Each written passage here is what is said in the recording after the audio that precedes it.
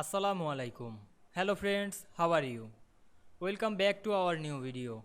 In this video, I am going to show you how to remove table but keep text in Word 2016. Let's get started. At first, we have to open a Word document and take a table.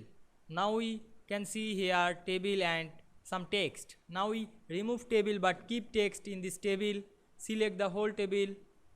Click and drag on our mouse, then go to the design menu, then click the borders option and choose no borders. Now we can see here we remove table border but keep text. Now we make sure here no table, go to the file menu and click print option.